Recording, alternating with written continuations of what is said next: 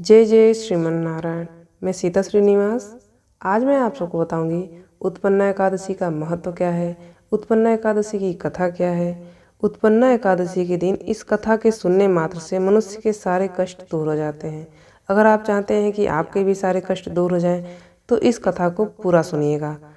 एकादशी का व्रत भगवान विष्णु को समर्पित होता है। एकादशी के बारे में ऐसी मान्यता है कि इस दिन व्रत करने से, सही विधि से पूजा करने से व्यक्ति के पिछले जन्म के पाप नष्ट हो जाते हैं और शुभ फल की प्राप्ति होती है। ये एकादशी कार्तिक मास के कृष्ण पक्ष के 11वें दिन पड़ती है। उत्पन्ना एकादशी नवंबर महीने की आखिरी एकादशी है। ऐसी मान्यता है कि पूरे विधि विधान से इस दिन व्रत और पूजा करने से वैकुंठ धाम की प्राप्ति होती है। इस दिन पवित्र जल में डुबकी लगाने की परंपरा है। उत्पन्ना एकादशी का महत्व क्या है? उत्पन्ना एकादशी के दिन भगवान विष्णु की पूजा की जाती है। पुराणों के अनुसार इसी दिन भगवान विष्णु ने उत्पन्न होकर राक्षस मूर का वध किया था, इसलिए इस एकादशी को उत्पन्ना एकादशी के नाम से जाना जाता है। मान्यता है कि उत्पन्ना एकादशी का व्रत रखने से मनुष्य के पिछले जन्म के पाप भी नष्ट हो जाते हैं। उत्पन्ना एकादशी आरोग्य, संतान प्राप्ति और मोक्ष के लिए किया जाने वाला व्रत है। कहा जाता है कि उत्पन्ना एकादशी की पूजा में इसकी व्रत कथा सुनना चाहिए। इससे भगवान विष्णु के साथ साथ माँ लक्ष्मी भी आशीर्वाद देती हैं। उत्पन्ना एकादशी का कथा। उत्पन्ना एकादशी की कथा ध्यान से सुनिएगा।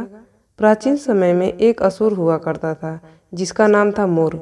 मूर ने पूरे जगत में तांडव मचा रखा था। राक्षसों के राजा मूर के उत्पात से सभी देवता भी परेशान हो गए थे। मूर से छुटकारा पाने के लिए देवताओं ने भगवान विष्णु का स्मरण किया। देवताओं की विनती सुनकर भगवान विष्णु ने मूर राक्षस से संघर्ष किया। कुछ दिन तक चले इस युद्ध में एक समय ऐसा आया, भगवान विष्णु थक कर विश्राम करने के लिए एक गुफा में चले गए।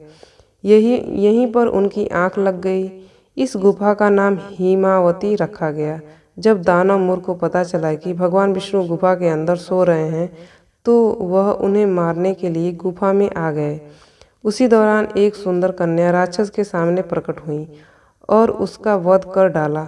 भगवान विष्णु जब निद्रा से जागे तो उन्होंने मूर का शव देखकर उन्हें बड़ा अचरज हुआ।